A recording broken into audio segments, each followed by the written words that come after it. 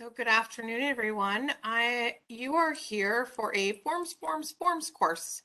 And my name is Bond, Virginia Bond, Bond Lake James, Virginia Lake the state, and I will be your trainer for today's session. This session is really more about advanced forms than anything else. And that's what we're going to work on. We're going to work on some advanced form components. So the first thing that I typically ask people to do is to go in and fill out this form. Since no one's here, I'm going to go do it and we'll do it together. So when you see, you will come in and you will see this form right here. It's basically just asking a couple questions. I'm going to say, okay, we're going to answer this like, yes, my hair is on fire. You'll notice I put 2 questions in with a picture, some without a picture, but they will still come with a block. And then I'm just going to work my way down through these questions. I'm going to put my name in here. I asked for first and last name. So I will go through and do those. It does ask for the professional mode. So these are just some questions to gather some information. I'm going to say after school training, biggest obstacle to increasing the level of technology infusion in your classroom. And you can just choose a couple, right? I'm just going to choose a couple like that. I'm going to put crazed, so that might be that. And you'll notice I have next, which means I have more questions to answer. What do you want to know how to do with forms? Everything. That's always my answer because I want to know how to do it all. And then do you use? Yes, I do use forms. What kinds of forms am I using? I would say generic. I'm going to push submit. And then I am going to go through. So I'm all done. So that's the form completed, right? So I'm going to close this. So my form is up. And what I'm going to actually do is we're going to go in and look at that form, and we're going to talk through that form, some of the components that sit in there and some of the pieces that are in there that we can use. So I'm going to click back on that form, and we're going to talk through the basics of a Google form. But I'm going to come down and do some editing just so we can see. I'm going to pull my doc out of the way just so that I can't see it. It would have been great if I pulled the doc out of the way and not the folder, but there we go. So let's talk about some basics in vocabulary. So we know that we have the tabs. We have 3 tabs here. So question, responses, and settings. Questions is where we build. Responses is where we see, including some things like a spreadsheet option. We're going to talk about that in a little bit. And then we have settings where we change. Okay, so let me do those one more time. Questions are where we ask the questions. Responses are where we get our responses back, whether we have them as a summary, as a question, or as an individual. Difference between these 3. All the answers together usually in some kind of chart, not exactly. Some are a little different, right? Question, how the students answered question by question, and individual. So how each person answered individually, and the name options would be down in here, so you'd be able to see that, right? And then the next one is the settings. So what kind of things have we made it? Have we made it a quiz? Now, I am really a huge proponent of not using forms for just quizzes, because that's what we do. That's all we do. And that's what most people do. And I think there are more options. But there are a few other things here in the settings that we will look at, including your form defaults, right? Do you want it to collect emails, addresses by default? I have that turned on, right? And what kind of settings do you want your questions to be? I love this new option to make questions required by default, right? So that I'm not having to go through that all the time. So after that, so we've done the 3 tabs, including our settings. So settings are here, right? And if you're not used to this, and I'm going to go back out to my questions, we are used to the settings gear over here. They have moved it into this space now. If you haven't, if yours hasn't moved, your settings are still over here. There's not a difference. So the gear, what they've done is they've moved it so those things are all together. Your palette. So how do I customize my themes? And we are going to talk a lot about this because this is a super important component that I think is overlooked a lot by teachers. Like I'm just going to push them out purple. Well, that's a little hard to do because we don't see enough. And then the last one is the preview mode. So this is what it's going to look like when your students take it or you use it with someone or you send it to someone. I always preview because I am known to make spelling mistakes or reversals. So I will go in and go through it. I also will take it just once, especially if I'm using some data validation components or if I wanted to see how it looks section by section, or maybe I go through and do it and I'm like, oh, I don't like the order of these questions. So I'll move the questions around a little bit, right? I may not like the order of these questions. Excuse me, quite honestly, I'd probably want the first name first. That makes more sense to me, but I did not do it with this one. So, right, can I change it? Well, yes, I could go through and drag that up to the top. I absolutely can. It's just that, you have to make sure it works. So it makes sense to do that preview component. Okay, so the last thing is just to really, of the basics, is to go through the difference between preview and edit mode. So when I click on the eyeball, this is the mode within which I want to share to my people, right? I have no tools across the top. So, and you'll notice across the top, it says in the address bar, it says view form. This is the form with which you want to send to your students. So I'm going to go back into the pencil versus the edit mode. This is the edit mode, and you can see that you have tools up here. The biggest mistake that people make within forms is sending it from this screen right here. If you see edit, you're sending a quiz to your students that they can change, or you're sending a quiz to anybody that they can change. I haven't seen as many of these mistakes as I used to. I really think they're starting to subside. Most people, you can also go up here into the send mode. Forms are a little different than most of the other Google apps in that they don't have a share, because in most cases we're not sharing. What we're going to do is we're going to add a collaborator. Can we share? Yes, we can. How do we share? We add a collaborator, right? We are sharing the data that we get from someone else, or we're sharing the data that we are collecting with someone else. So that is part of the send mode. And there are multiple ways to send these, right? So when I preview to share, when I use that preview mode, I can send from there. When I send from the send button, it's like taking it into preview. So you'll notice you have those 3 ways to send. You can send it via an email, right? So I can send it this way, and I'm going to do a couple of these so you can see what they look like. So I'm going to send this to myself, and I'm going to send it the first way. I'm going to send it to 2 different email accounts so you can see. We'll do it this way first. We're going to send it like this, right? And then I'm going to just write time 1 so we can see where it goes. I'm going to say send. This is going to go to my Gmail. So I'm just going to open up my Gmail. It doesn't mean I have to find it on my Gmail. It just got in there. So there's the Google form, and it comes out with a fill out form button. That's pretty easy, right? When I come in, there's the form. So that's an easy way to send it. Now let's look at the other way that we can send a form. So if I come back out here, I'm going to pull that down and just close that. If I go in and go to send again, and I do it the same way, but I use a different email this time, I'm going to Virginia Bond, and I'm going to include the form in my email, which I really want to be able to do. Please, and I'm going to say take 2. Let's see what happens. Will I have the ability to do that? No, I won't. So we'll do this. We'll do it a different way. We're going to do K Virginia Bond. We're going to do the same thing again. We're going to call it take 2, and we're going to include the form. So you see this button? This is what everybody wants to send, right? What happened? Why did this disappear? Because what they've done, so now if I send it, right?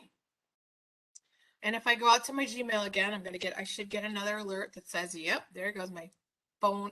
My wrist is ringing, everything is ringing, right? They're coming right here into the form. So you used to be able to send the form and it would go out and all the form questions would drop in here. What this is doing, it's making it so that I can send this to an email So I actually have the ability to open this up on my phone, and I'm going to try to do that right now. I'm going to go into my email. I have the ability to open it up on my phone without having Google Forms on my phone, and I have the ability to answer it. So when I click on it here, it takes me right into Google without a Google form. So I know that's kind of hard to see, but there it is, and you can see right there, right? I have the ability to fill it out on my form just that way without any problems whatsoever. Hey girl, I am recording a session. Okay, thanks. Yep, bye. So one of the benefits of that is that you can share forms this way to parents, to other people that don't even have Google accounts. They're going to have the ability to open up right in their browser, right from their email. So it's going to make things much, much easier. So I really think that this little button right here is going to go away. So sharing by email, sharing by link, right? You have the full link. You can also do this. You can shorten the link. I've seen a lot of people use this in a Google Classroom. Really easy way to push things through. You also have the ability to embed. Not going to talk about that. Now, where would you use embedding? If you were building a website, something like Google Sites will automatically allow you to drop, click and drag a form in. But if you were doing something else, you really want to manipulate it, you could drop this this code in so you could embed it. Okay, so that's pretty easy. Those are the basics. So let's kind of move on from there. This is a new feature up in here, right? The last edit was made, and you can see how long ago it was made. That's really kind of an awesome component. So let's look at some of these ways to look at our data, right? So we have questions. Here's the questions that I asked. You can see them. 4 sections. There's all the questions that are in there. This is where I build. Can I move questions around? I get this question a lot. Yes, I can. I can grab, see these little, there's 6 little dots. They're like little love handles, and I can grab them, pull them, and I can grab them to the top. Excuse me. So I have moved that so that they're where they need to be. So I love that. It's so simple. So let's look at responses. In our responses, we have, again, we have 3 tabs again. We have the summary. So how did everybody respond, right? How did everybody respond? What are the questions? And what are the individual answers? Let me take you back here and I want you to see this. So this says waiting for one response. And it says send email reminder. Why does it say that?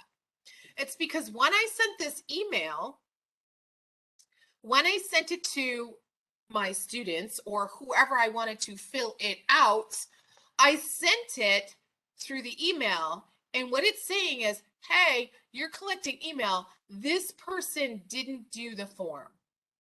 So that's a really great way to keep track of who did it without having to go in. So if you're sending it to teachers or you're sending a form, say to parents, and you have 25 parents and you need this many, or, you know, you're the band teacher, like I was, and you needed to send it to 110 kids, parents, you can send it to 110 and you can say, hey, Susie Q, you didn't do yours. I need you to get your parents on there just so we can get it done. It's an easy way for you to see it. You can also, excuse me, right from here, you can send an email reminder, right? So it's loading things through. It'll give me a minute and I can push send. Now, the only thing that's a little crazy about this is that this is hard to see because of the palette, the color palette, and I'll show you, it'll change a little bit later. So I'm going to just send that. I'm going to get another buzz on my wrist. It's going to say, hey, there it is. You know, you need to do that. Okay, so that's the responses. So I'm going to click up in here on these 3 dots because the 3 dots are always ... or the traffic light or the snowman, whatever you happen to be calling it, and you have different pieces, right? So this is, I can get an email notification for each of my new responses. We're going to talk about that in a few minutes. you can select a response destination. Now, because I have already linked this to a spreadsheet, I have a spreadsheet ready to go, right? So these responses are currently being sent to this spreadsheet. And if you look and I click on it, this is going to show me lots of people who have done this survey, right, in the last couple of years, and I have all the data together. But when I looked at it the first time, I could have it make a new one. So this is like a little tricky. I kind of reworked this form a little bit this time, trying to see what it looks like. So I could make a brand new one. I also could link it to an old one. I also could select an existing one. Now, why is this super important? So if you're doing grades for first period class and you're using this for grade collection, right, you can have them all together. Now, I'm not huge about using forms for grades. So let's think of another idea. What if you're collecting data on your students, but you're collecting them by quarter? And it could be their SEL responses, or it could be every time you've met with them. So I could I could select an existing one, and instead of having it go to sheet 1 of sheets, I could have it go to sheet 2 of sheets, right? And then I'd have quarter 1 and quarter 2. And you see where I'm going? And then I could have a quarter 3 and I could have a quarter 4. That's a great way to keep track of data that way. What's the benefit of using a spreadsheet? So let's go look at these. When I click on those 3 dots, right, and I come in and I look at my select response destination, which I totally could do. I can also do this because I've already got one all set up, right? There's my spreadsheet. What can I do with this that's different than looking at my data all other kinds of ways? Well, I can resort it this way. I can say, hey, I'm going to sort these in alphabetical order. So these are all the people that were not using forms, right? These are all the people that are using forms. So you can see the pieces that are in here. Now, you'll also notice that I put this in later. So the data will come through, but because I moved the form around, it didn't quite move over in here. That's okay, as not important about that. So we can look at this. We can also sort our SEL checks, right? And I can sort A to Z. So what I want to tell you is that when I built this, here was my questions. Here was the order they went. How was school? SEL check-in. What do you know how to do with forms? Do you use forms to collect? What types of forms are you using? When I go back and look at my questions now, they are not in that order. And that's okay, right? They are in a different order. It is going to hold the original order that I built within the document. So if that is not something you'd want and you really wanted to rework the order, you could do this. So you could come out to those 3 dots. You could come in, you could click select response destination, and you would create a new spreadsheet. So that's what I'm going to do. I'm going to create a new spreadsheet. This is going to push out a new spreadsheet, and it's going to say spreadsheet linked. And now I can link right there, and it's going to go in, and look what it did. It reworked these into the order I now have them. Did not lose the data, kept all that data in there. It just reworked it into the new order that I had them. So that's really important to understand.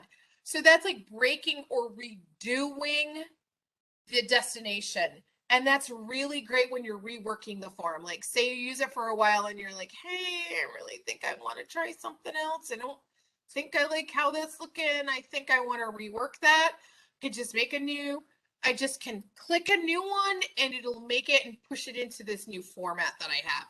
So that's a great way to use it. All right, let's go back into our form. So this next one in here is like, get an email notification for new responses. I love this. But what I don't love about this is that I get an email notification for every one of those responses. May not seem like a big deal to you. I get too much email right now. So I started a long time ago to use a different add-on, which is called a form notification. So if you click on add-ons right here, so I have this already installed. It's called, and I have multiples. The one that I use all the time is called Form Notifications. I've been using it for about 5 years. So I've had it for a really long time. I'm going to open it up, and this is what it allows me to do. It allows me to configure my notifications for this form. So right now, I can put in this email, and then I can put in this email. Hold on, if I can type it correctly. So the first one that I had only allows me to put in one email. It actually doesn't allow me to put in more than one email. Oh, there we go. I got to put an enter on that. It only takes the email that's associated with the drive of where the form was built. The form notification allows me to put multiple emails. I'm training out of my personal Gmail account, but I may want the email to go to my NARIC account. So I'm going to close these two, right? This is a different account. And instead of every one response, I may want it every 5. So when do I use this? Quite honestly, I use this a lot. I love this when I'm sending things to districts and I need to know how they're doing, and classes just changed, so it may be crazy here for a minute. But I don't want an email for every one of those things. So I use this add-on. Now, how do I get an add-on? And I just save the configuration. Every time 5 people enter this, I will get an email. How do I add these? You come up here to the 3 dots or the traffic light. You will come into add-ons. And in here, you will look for an add-on, and you will notice there are tons of them. Now, you will probably need to get permission to do this because this may be an EDLA 2D compliancy issue. So you'll want to talk to your district DPO if you need permission to have the equivalent of extensions. Extensions and add-ons may be considered to be the same thing. Now, add-ons work a little differently than extensions. Extensions only work in one browser. Add-ons work in every browser that you use the app in. So if I went into Firefox and I went into Google Forms, I would be able to use the form notifications because it's attached to the app within Google, not into the browser. So that's a big conversation to have with your tech people. And there are some great add-ons, and every app has its own set of add-ons. So this is one that I really like, and you'll notice I did have a few others in there. I have an advanced form notifications. I grabbed a new one this morning, which is called email notifications for Google Forms, which gives me many, many new things. There's also one called Form Recycler, which I've used in the past, but I don't really need anymore because I can very easily make a copy of a form. So those are some ones that just think about. Getting an email can be very valuable, so you know how students are doing, how far along they are in your component. Okay, so next is inserting multiple pages. So when I talk about multiple pages on a form, if you remember my form, right, I had this page and then the next page. There was one question on the next page, one question on the next page, one question on the next page. These are not really pages, they're sections. So all you do is you come in and you click, like when I have this chosen, anything I click in after here and I make a section will become a section. So you'll see this would be section 2 of 5, right? And sections allow you to do data validation and or also what we call branching forms. So if you answered this here correctly, I could pop down. If you answered this question correctly, I could have you skip section 2 and go to section 3. If you answered it incorrectly, I'd have you go to section 2 to do some review and then go back up into section 1 again. So that's a branching document. I think it's really important to understand those because it can make it very simple. You just put a header in there, and then when you're in these, you have the ability to like move the section, right? So here's the sections that I have, and I can also say like I can just click and drag them around. I can move them up and down with an arrow. It's pretty easy, right? And we just save them. Okay. So the next thing, so auto grading. So I am going to talk about grading quickly. If you want to make a form that's going to grade for your students, you need to come in. You want to do this at the beginning. I'm a huge proponent of doing it early. So we come in, you click it here, you do this right off the bat. When do you want the grade released? So this depends. If you are doing only multiple choice questions, then you can do it immediately after submission. If you are doing a short answer and a paragraph, you're going to want to do it after manual review. So once you do that, you need to turn on responses to collect email addresses. It has to be done. But do you want to let them see the missed questions? Do you want to see the correct answers? Do you want them to see point values? You can also do a default. This is really important because these pieces here, these two, the missed questions and the correct answers, maybe things you want to think about as far as if you're going to do it like first period, third period, fourth period, fifth period, because your kids will talk. Just something to think about. Also in here is responses collecting emails. Do you want them to see a copy of their responses? You may want to keep that off if it's a quiz. You may want it if you're having people schedule a time. Do you want them to edit their responses? Do you want to limit to one response? Now, this is really important. If you're using a form for yourself, you do not want to limit to one response. You're going to want to use it over and over and over again. If you are doing something with your students, you're going to want to limit them to one response so that they can't log in on the same Chromebook and take the quiz for every kid in the classroom. So limit to one response will eliminate that. Okay, so the next one is really about looking at your forms in general. So what I'm going to do is going to go out to my drive. I don't think I'm going to do it there, so I just kind of lied to you. I'm going to take that back out there. I'm going to go out here, and I'm going to go out to my drive, and I'm going to show you just a really quick thing about Google Forms in general. I'm going to come up to the top, and I'm going to come up to the search box. I'm going to click in it because I want to do an advanced search. And I'm going to come in here, and I'm going to look for forms, and I'm going to look for the owner owned by me. And then I'm really not going to do anything else. I'm just going to say search. So you'll notice I have tons of forms. Now, the first thing that should pop up to you is that almost every one of them has a color on them, right? And almost every one of them has a picture on them. Here's the reason why. It's much easier for me to find them if they're color coded. So a couple of things that I do that are pretty normal, I mean, maybe not normal, but if it's a green form, I know it's like an iReady form, or it's a Salmon River form. It's a purple form, I know it's like something I've built. It could be a frontline form. You'll see some that are green, right? So just there are some things that are for Google Sheets, some things are for Google Forms, but it's a lot easier for me to find some of these because they have pictures on them. And I think we forget to do that. So what does it mean to do that? So if I come back out into my questions, I come over to the color palette, I can come into these and I can change them. So I can do an image upload, right? I can upload an image. So I'm going to go grab a photo, of which I have many photo. Let's upload a photo instead of, right? I'm going to go find one. It allows me to go out into my Google and let's see, I think I have photos. Look at that, photos. And we're going to take this one right here. This is my granddaughter. I'm not going to use that part. I'm going to use the top of the picture. I'm going to say done. And it should load that photo in. It's going to grab the photo and then it's automatically going to pull a color out of the photo and color code it. Can I change this? Like say I don't like peach. Yeah, I can change it to any of these.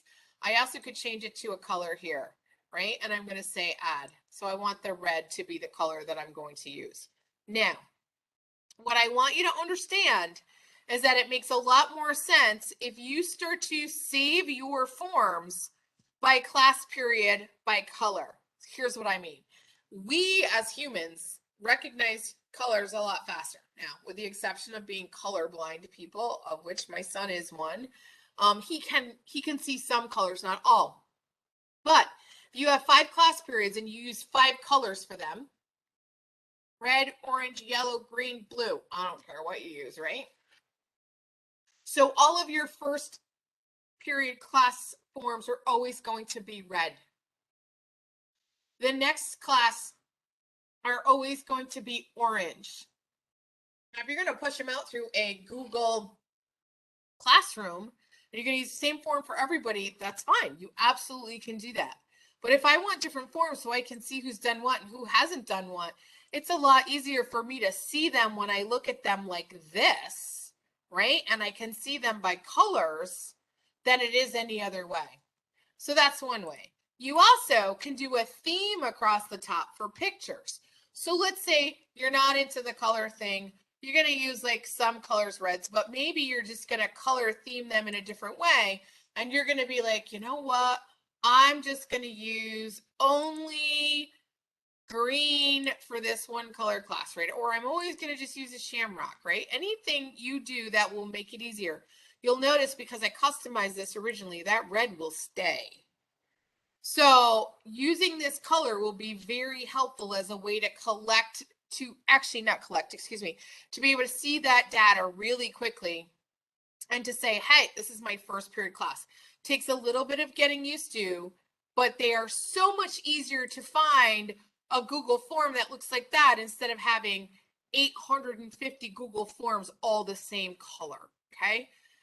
When they're all purple, they all start to run into each other, and really put some pictures on there that will make a difference, right? It's going to change your life. And quite honestly, if you notice, you can upload. So you can put your own photos in there if you want. You can you can download pictures from Google if you'd like. If you want to add pictures from other parts, right? If you want to just do black and white, if you want to do like seasonal, it doesn't matter, but the pictures will help you be able to find them quicker. Trust me, I promise. All right, branching questions. So before I talked about branching questions, I think it's one of the things that people forget how to do. But if I say, if this question is correct, right? Based on the answer in here, right? If I go in here, go to section based on answer. So if these answers were all good, if they were great, they could go to the next section, go to the next section, go to the next section. But if they were herding cats and I told them to go back to section 1 and they'd have to do it again, right? That's how you do this. Now, what do you have to do to get this ready to go? It's easiest if you build your sections first because it will be helpful. And all you have to do is do a planning document, right? So if you're going to do student got it right and then all the wrong answers. So if the right answer is in the B slot right here, they'd skip one section, they'd go to like section 3. So we could say in here that this one would go here, right? If they were right, and this one would go to 3, and this one would go to 1, and this one, okay, should probably go to 2, right? And this one will go to 2 like that. That's really important because what that's going to do, it's going to allow you to see who needed what, and it's going to give that student review. So after the student answered the question in section 2, you could then send them back up to section 1 and they could repeat it and give you the correct answer and move their way through. Let's think about what education is for. And education's purpose is to teach students. It doesn't matter if it takes them 1 repetition, 2 repetitions, or 25 repetitions. 25 would be a little rough, but you see what I'm getting at? You can use a Google form to do some of that work for you. Okay. What else can you do in a Google form? You can import questions from other forms. So down the side here, we have this button. It's a piece of paper with an arrow. And when I tell it to import questions, it says, hey, girl, what form do you want to use? And let's say I'm going to use this form right here, the parent contact form. And it says, okay, your parent contact, KVB, has all of these questions in here. And I'm just going to say, oh, I want to pull in this guardian question, right? I can pull in one question. I could pull in all my questions. And I can just tell it to import, and it will automatically feed underneath the question that I had chosen. So watch that one more time. I clicked on the question. See the blue bar? When I import the question, I tell it to take this one, right? I'm going to select that form. Another reason why it's great to see those forms. And I take the guardian question and I import it, and you'll notice it goes directly underneath the form underneath the question that I just had highlighted. This will fix itself. Don't worry about that. So importing questions is awesome. Now, this is a little trick that I got from another Google trainer, and that was to, I'm going to pull this back over my Google Doc now. And that trick is to keep all your Google questions together. So I have created a Google form. So I'm just going to make a copy of it. These will all be for you, by the way, guys. You can make copies. So these are some of the questions. Like these are some of the questions that I do all the time throughout a year, right? You don't need all these, obviously not. But I keep them all together in one place. And what does that do? It allows me to be in another form and just import questions in. So this is like a working form for me, right? To import from. So I have all my big questions in here that I typically would ask, right? I also have some very specific, like general, iReady specific questions. I have some general bell ringers that I might ask during the day, right? Just some different things that I could use. Think about that with your students. Having them all in one place means I don't have to pull them from different places all the time. If you use a journal, if you do a writing piece and you use journaling, that's a good way to pull your journal questions in all the time. So you don't have to constantly remake them. So when we look at some of the preference pieces, the preferences that used to be over here have now gone into here, right? So I didn't change that in my document, and I will, I'm sorry. So they are now in here, right? So they are all these pieces in here. Like, how do you want to see these things? Do you want to see a progress bar? What do you want to see? Do you want to shuffle? All of those pieces, including question defaults, right? They have come in here. So instead of being called preferences now, they're called defaults, and they're available under settings. Just a little different way that they're kind of working that. Okay, let's kind of look at what else is in here. So let's look at some examples. So I think I have about 8 or 9 examples in here that feel free that if you like any of these, just feel free to go make yourself a copy. And how do you do this? So some of them I have made as a forced copy, which means you just saw that happen. When you open it, it will automatically make a copy in your own drive. So then the reason I do that is so you're not making a copy in my drive, right? Taking up my space. So this is what it looks like. The forms are out here. So there's 2 ways to make a copy of a form. So this is a form right here. I can be in my Google Drive in a folder, and I can right click on it and I can make a copy. And know that when you make a copy, it strips the responses out of it. That's the form we were in, right? And when I come in here to look, you'll notice there's no responses. Everything stays exactly the same, and it just strips the responses. So that's one way. The other way is to be in a form, to come up to the 3 dots next to your avatar and click make a copy. So those are both ways that you can make copies pretty easily. You'll notice that there's no file, make a copy, because file doesn't exist in a Google form. So I am going to close a whole pile of these because now we're going to look at some of these examples. So if you want to make your own copy, feel free to go ahead and make one. So the first one we're going to look at is, I think this is the right one, yeah, is an educational technology needs form, right? So this is a template that I made, right? People have to answer like what department they're in, how they would like to take this PD. So let's just look at it so you can see what's in here. Many times we have to do an ed tech, or they call these needs assessments. Sometimes you see some of these questions, right? Here's some of the things I might be interested. Here's some of the apps I might be interested in, right? There's 5 pages of this. I'm going to go back out because what I actually want to do, out of there. This is nice because you can, if you make your own copy, you can rework it. What's nice is that when you're in the questions, you can see all of the questions. So you'll notice this is one. These questions, yes, do you use Google Classroom? Yes, I actively use it. This would go to section 3. No, I have not used Google Classroom. You would go to section 2. No, I haven't used it yet, right? Section 4, Classroom doesn't. Okay, then that's section 4. So those are just different ways to use that branching. And that's a good example, right? You can go through and I also left a space in there for a long answer. So that could be really helpful. Somebody says to you, hey, I need an educational needs assessment, or I need a needs assessment on what teachers want. Sometimes we just don't know. You know, what's the best thing for teachers? What do they need? What are they looking for? They don't know what they don't know. Give them some ideas they can look through there. Okay, so a pre-service entrance ticket. That's the form I gave you when you walked in, right? I asked you a couple questions to kind of get you going. And they could be anything. Oh my gosh, I'm sorry. I just looked out the window and it's snowing. They could be anything. They could be a question. They could actually be an entrance ticket. Like, how did you do on yada, yada, yada? What do you remember about yada, yada, yada?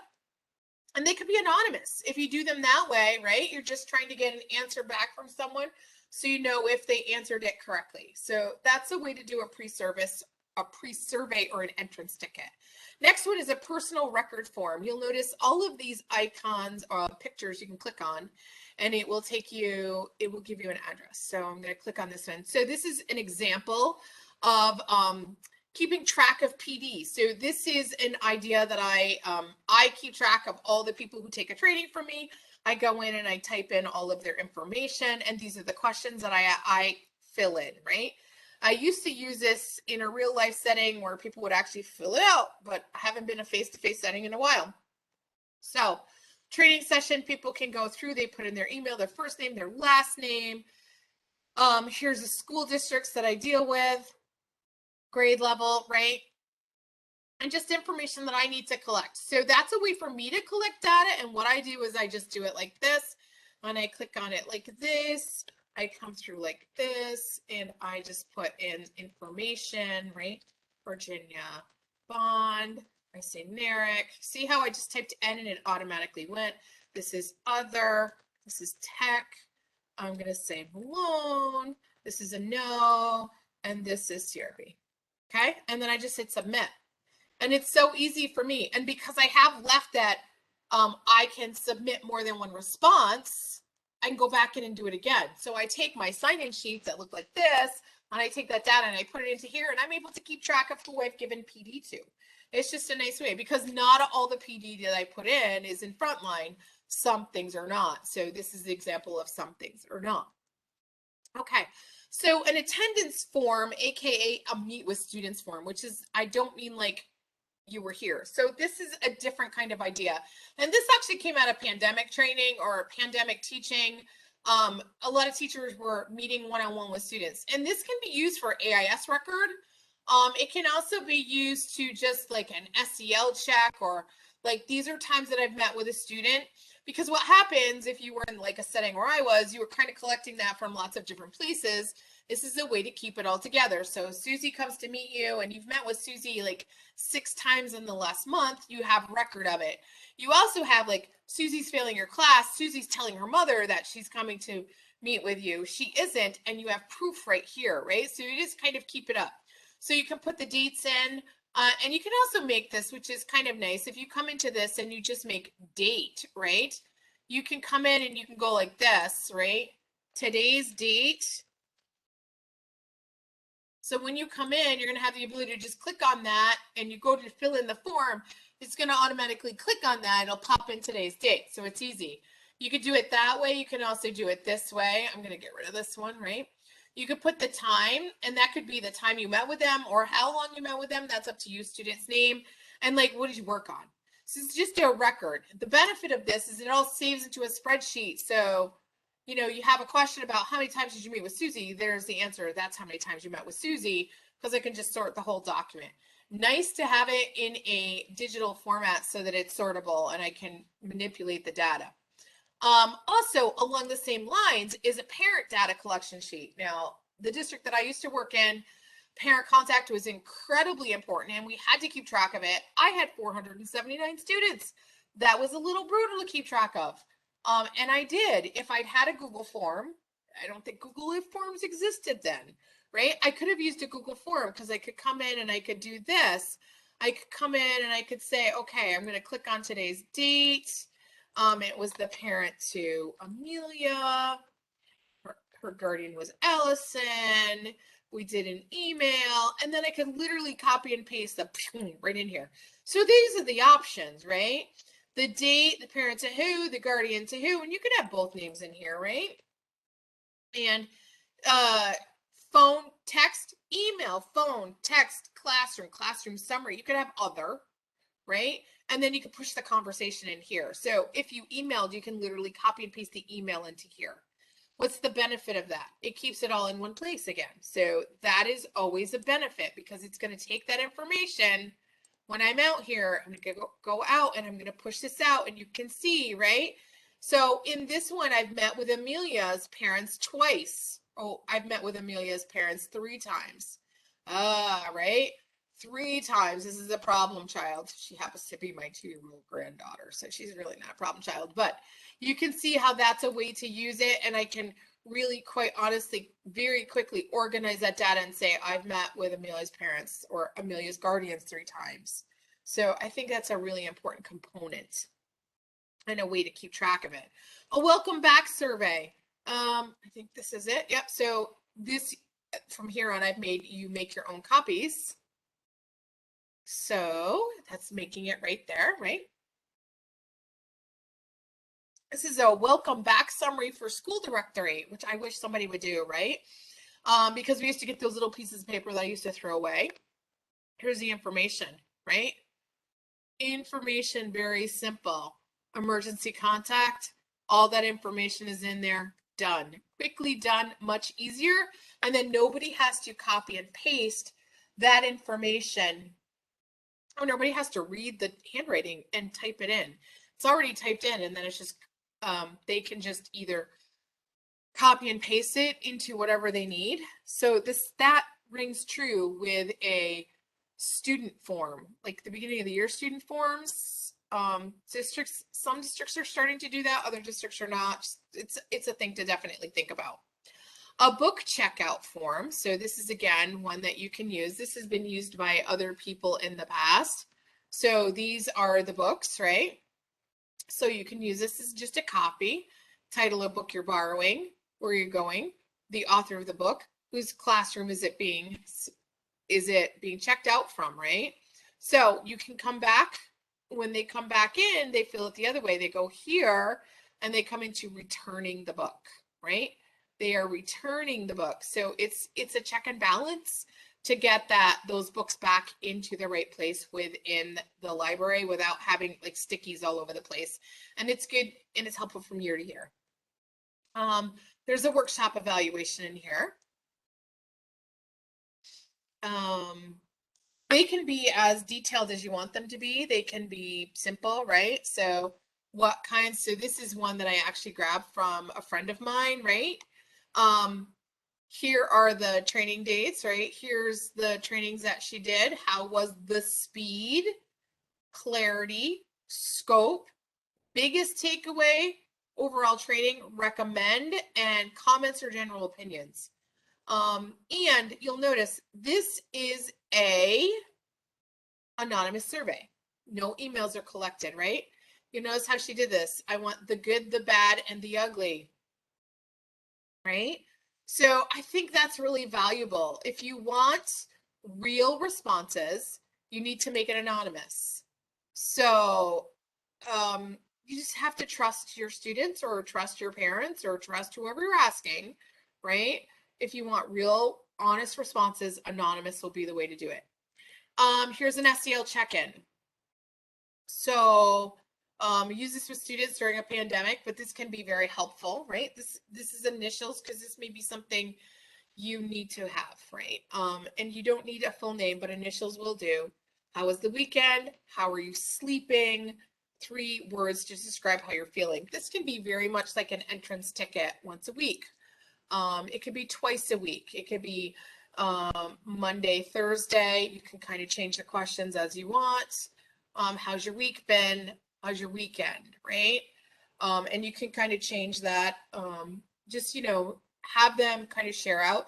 It's also a good chance for students to do some typing because we do need to get them really responding and to kind of check in on themselves. An accommodation. Now, this is one that I got from someone when I was at ISTE 2 years ago. And this is an accommodations and modifications checklist. Now, what I love about this is the depth of this form. So student name, your name, student pronouns, these can be changed now. You can tell it's a little old. So, and there's directions on this, but what I love about this, these are visual supports that would work with a student. So really look through this. This is for special educators. This is a great form to be able to use with teachers. Give some options of accommodations and modifications that would work, right? Please only select the most essential accommodations, modifications that if your student were to leave, their new teacher would need to know immediately. But what I like about this is a great way to just have a document that I'd be able to share with my students and say, okay, here's some pieces that I could actually use. This is what I see that works really well, and not just for students with disabilities, but for other students as well. All right, I think my last one, I've done the book log. This is one that I also got from a teacher at Lowville Academy. Her name is Mary, and right now her last name is totally skipping my brain. So she did this one. I'm going to go through and I'm going to show how I did it. So this is a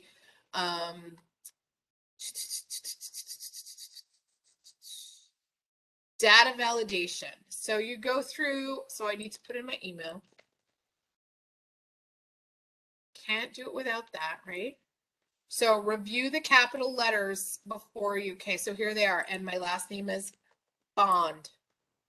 And my first name is Virginia.